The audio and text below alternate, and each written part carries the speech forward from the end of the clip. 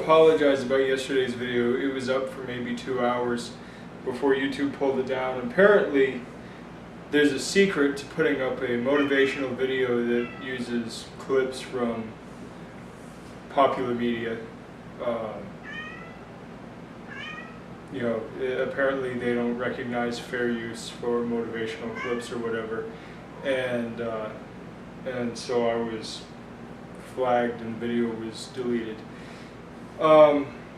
So I figured I'd share an idea with you because this was part of the video in the first place. Well, the idea was, I want to talk to you a bit about the idea of family. You see, in the martial arts world, the long-standing tradition before the age of McDojos and sport gyms and all that, martial artists who weren't involved in the military were involved in family or clan or tribe practices. It was something where you would, as a master, invite people into your home and teach them in your home.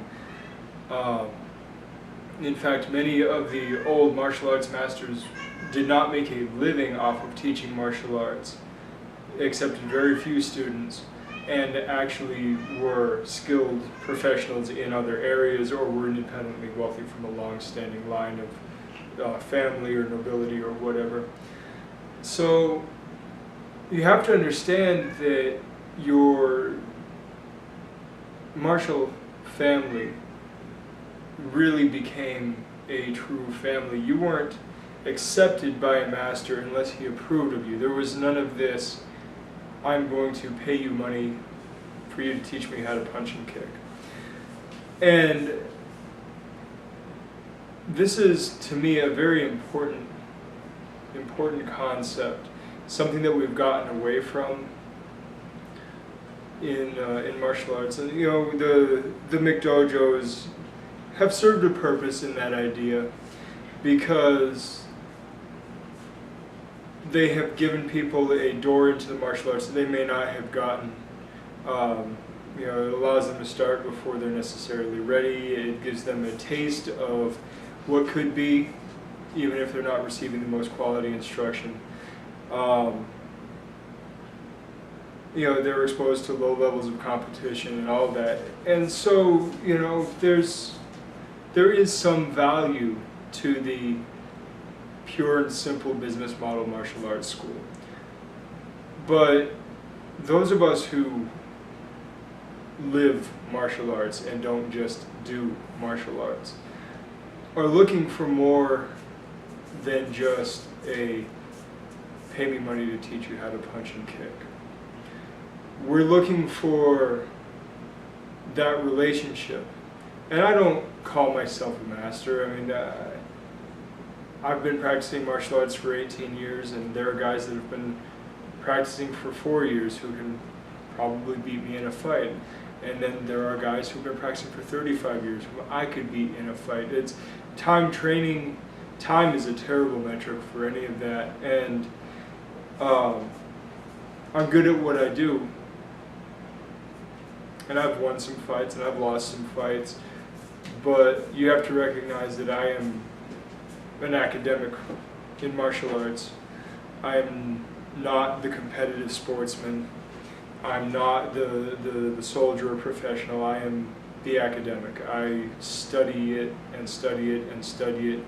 I apply it. I play around a lot. I play with many different people from many different styles. Everything from physical training, sparring, 70% contact matches. I do full contact competition once in a while, but it's my lot in life, it's my chosen path to be the martial scholar as opposed to the competitive athlete. And so, that being the case, I'm not looking for, dollars to donuts training. I'm looking for a dialogue. I'm looking for a relationship. And like I said, I would hesitate to call myself master of of anything, I want you to understand that I simply do what I do and I'm good at what I do. But I want to be your big brother more than I want to be your master.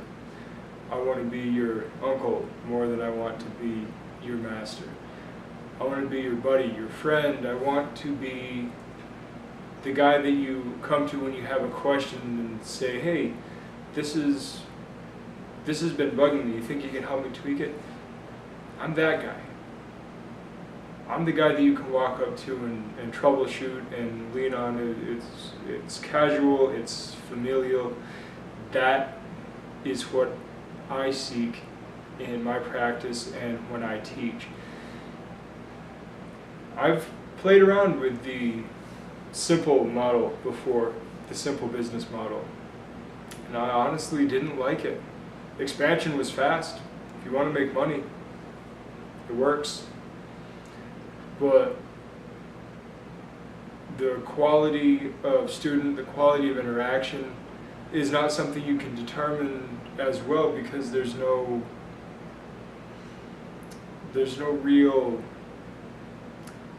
time to feel somebody out, you know. And there are ways, trial periods and boot camps and whatnot, there are ways that you can play both sides of that coin. And I may experiment with that in the future. But for right now, I just want to train with you. I want to help you where you're weak, and I want to learn something from you. And you have to understand that, to me, that is, from my perspective, that's what family is.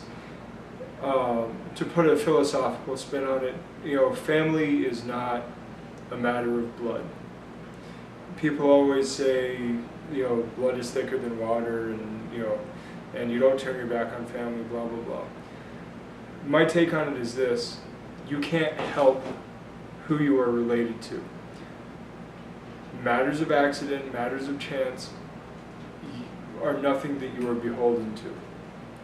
Now, the people who raised you, the people who helped you growing up, perhaps you owe them something, perhaps they owe you something.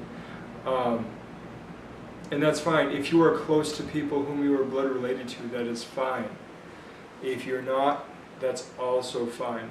To me, the definition of family, this is not a strict definition, dictionary definition, it's not a scientific, biological definition, but the social definition, the metaphorical, philosophical definition of family is your